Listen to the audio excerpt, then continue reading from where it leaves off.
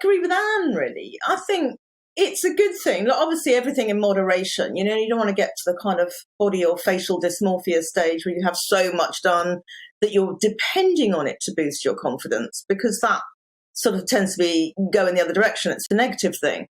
But I do think, actually, when you lose a lot of weight, for example, it doesn't always go off in the areas that you want it to. So I totally get her description of what goes on, what went on with her boobs and why she had it done. And it's the essence of a woman. It does make you feel more confident. And again, you know, individuals who, if they tell you about it, and obviously if you're having a major facelift or your teeth, people will spot it. But if it's something lower down or under clothes, you don't have to tell people. But I don't think there's any shame in it. So I think the fact she was very candid about having her surgery is highly relatable. I think a lot of women will say, yeah, you know, that happened to me when I lost a lot of weight. Absolutely. I mean, there's nothing particularly wrong in it. I suppose most people watching at the moment say there's nothing wrong with it if you pay for it yourself, which she did. It's whether you expect the National Health Service to pay for it. That's different. I think that's very different. I mean, I would think that would be totally unacceptable, particularly with the National Health Service in the way that it is at the moment. In fact, I think you'd have no chance, quite frankly, for cosmetic work of that sort.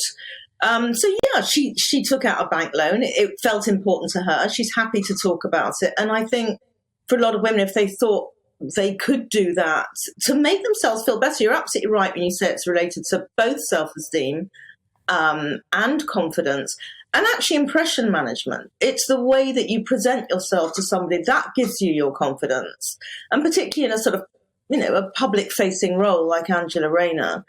I think that would have mattered to her a great deal.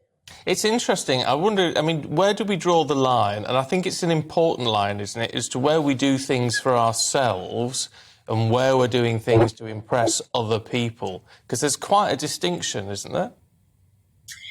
It overlaps, yeah. I mean, people aren't always totally aware of why they are doing something. They will often say they are doing it for themselves, but sometimes it may be for other people. I don't know that it matters that much. If you feel it's important to you and it will help your confidence, I mean, they are related, because obviously the way that you present yourself to other people is the way that they will understand you or take you seriously or respond to you. So it's a two-way process. If you feel that you look good, you'll present yourself in a certain way, people will respond back in a certain way. And so that dialogue goes on. So it's quite hard to decide if it's just for you or just for somebody else. It's probably, or other people, it's probably a blend of the two for most people.